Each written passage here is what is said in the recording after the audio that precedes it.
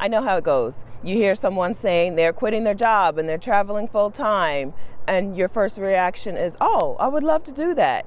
And then you go, oh, but that's not for me. You probably think long-term travel is not for you because you believe at least one and maybe all of these 5 myths about long-term travel. I'm going to break those myths down and tell you exactly why they're false. But first, if you're new here, welcome. My name is Stephanie Perry. When I was 41, I quit my job as a hospital pharmacy technician to travel for a year on my savings. I visited 12 countries in 12 months. Now I'm a year-round house sitter, and I'm the creator of House Sitter School, and I help Black women take time off of work to travel on a budget. If this is something you're interested in, make sure that you're subscribed to my channel and hit that notification bell so that you can be notified every time I post a new video. Welcome. As you can see, I'm recording outside. I'm house sitting in Austin, Texas. I try my hardest not to record or post pictures from inside of my clients' homes, unless they're super cute. So I'm outside and it's breezy, it's Saturday morning and somebody's cutting grass and we're very close to the highway.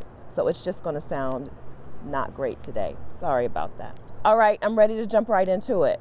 5 myths about full-time travel that are keeping you home. Number 1, people think that full-time travel is only for the young. If you've heard of the term gap year, you've probably heard it used for students who are either just out of high school or just out of college, who take a year to travel before they go to college or start their career. That's why I mix it up on my channel, and sometimes I call it a gap year, sometimes I call it a sabbatical, sometimes I call it a career break, because people seem to associate gap year with, being in your 20s. And they kind of are okay with the idea of a sabbatical. But I don't care what you call it. I just want you to do it. You can take a gap year at any time, as is evidenced by the fact that I took a gap year when I was 41. And while I was out there traveling the world, hitting up Southeast Asia and Australia and a little sliver of Europe, I saw plenty of people my age and older who chose this time to travel long term. People who just said, I don't want to wait until retirement to live out my dreams. I want to do it now while my body is cooperative and while I just feel like it, I say it all the time. Waiting for retirement to travel long term is a scam. I'm not the only person who thinks that. We've all seen that meme of the retired couple who's sound asleep on a gondola in Venice. Don't let that be you. Go to Venice now. Myth number 2 about full-time travel is that every minute of it is fun. That it's adventure after adventure, and every day you're just like, oh, this is the best. There are days when you feel like, I am so glad to be here. But when you're traveling long term, there are days when you're tired. You're over it. You don't want to sit in one more bus station. You don't want to go out and have one more group of crowds try to take your picture, Chinese tourists. Sometimes you feel lonely. Sometimes you just don't want to see the stuff in that city that everybody is telling you need to go see. One of my biggest fears when I was planning for my gap year was that I wouldn't like it, because I'd only traveled at that point for 5 or 6 days max at a time. So I was afraid that, what if I get out here, I'm planning to go for a full year, what if I don't like it? Well, like I said, there were days when I didn't like it, but it was still amazing. And just because you have a day or a week where you're like, I'm not into this right now, doesn't mean you're not going to get back into the groove of it. And it doesn't mean that you're doing your gap year wrong. Plenty of women go back home for a little bit, go back to the United States for a little bit during the gap year. Constant travel is very stressful. You have to make decisions all the time. It's something that we're just not used to. In our daily lives, we have a lot of routine, a lot of habits. We know where to get good coffee. Even if we don't know what we want for dinner, because that's a constant struggle, we at least know our choices. When you step out of your hostel in Bangkok and you don't know where to go, you have to make constant decisions all the time. And that can wear you out. It's one of the reasons that I really recommend traveling slowly, but I'm jumping ahead of myself. Just keep in mind that there will be periods during long-term travel when you're just over it.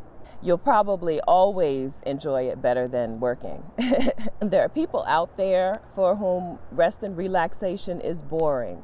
There are people who are just used to doing, achieving, go, go, go. And long-term rest, long-term relaxation can seem a little boring to them in the beginning. Those people usually have to attach some sort of goal to their gap year, like I'm going to learn how to scuba, or I'm going to learn a language or something like that. Or those people find a creative outlet to take up while they're traveling or while they're taking their sabbatical. Right now, I'm listening to the audiobook of Creative Quest by Questlove from The Roots. Just like it sounds, it's a book about creativity. It's a book about the creative process, about creative inspiration and creative collaboration.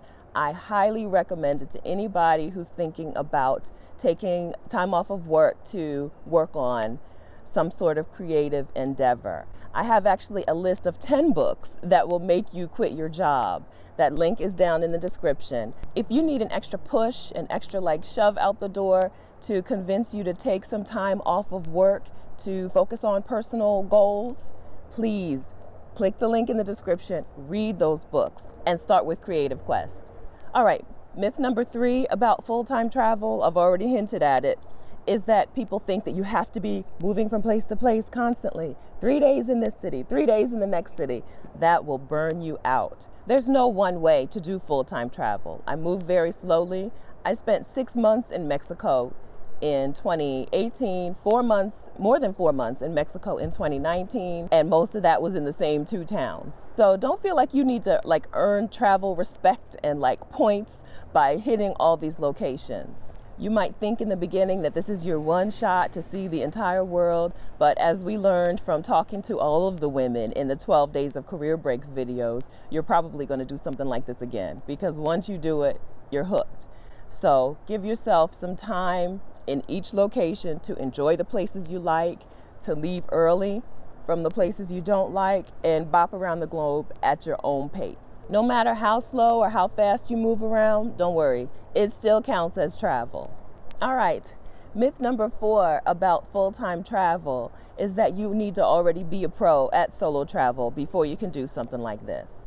I've talked about this in my 14 lessons video, which if you haven't seen, you can click up here to watch it. 14 lessons from talking to 12 women who have taken a career break. One of the most surprising lessons, even for me, was that a lot of those women, and I know definitely Kenya, Courtney, and JC, and a couple others, had not traveled solo before they left off on a long-term trip. Months or years of solo travel.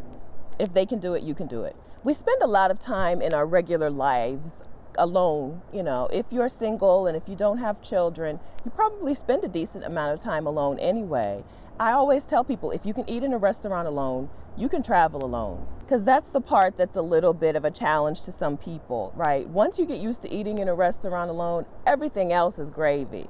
You get to choose every day what you want to do and what you don't want to do. You only do the things that you want to do when you're traveling solo. It's wonderful.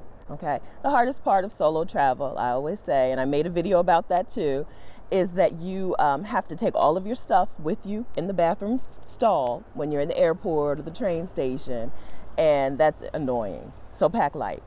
And myth number 5 about full-time travel is that you have to have a lot of savings in order to do it. Yes, the first year that I traveled full-time, I traveled on savings, but now that money is long gone and I'm still traveling. I made a whole video about how I got started. So that video is how I saved $14,000 to travel for a year. Of course, the link to that video is in the description. So yes, that money got me out the door, but it's not what's keeping me traveling today. It's 2020. There are plenty of ways for people to travel and make money as they go. There's this thing called the internet, which is amazing, and there are plenty of opportunities for people to make enough money to keep traveling. If you have questions about how to make money while you're traveling, you're in the right place. I host the Sabbatical Money 5-Day Challenge. Every day for 5 days, I give you a new source of funding to help you travel full-time on a budget. If you're part of Notification Gang, hey gang, and you're watching this video the day or the weekend that I posted it, you still have time to join the February 2020 Sabbatical Money Challenge. The challenge starts on Monday, February 3rd, and I will email you every day for 5 days. If you're watching after February 3rd, sign up anyway, and I will email you before the next challenge starts. The link to that is in the description. It's vicarious.com/funemployment. Because as you know, I don't want money to be the reason that anybody does not live their dream. If you have a dream of traveling long term, if you have a dream of starting on a creative project, if you have a dream of taking time to learn a new language, we can get you to that point without you having a ton of cash in the bank already. So join us on the challenge. If you have any other reason why you feel like a sabbatical or a gap year is not right for you, why it's not a good fit for you, even though you want to travel full time, leave it in the comments. Let me know what that thing is that's preventing you from getting out the door. Let's see if it's a real reason or if it's also a myth. Please take a second to like this video if you like it and share it with someone who really wants to go out on their own gap year adventure. Thank you so much for watching, and I will see you next time. It's February 1st. Wow, happy February. And I'm pretty sure it's like 75 degrees already. #boycott winter. Thank you, Austin.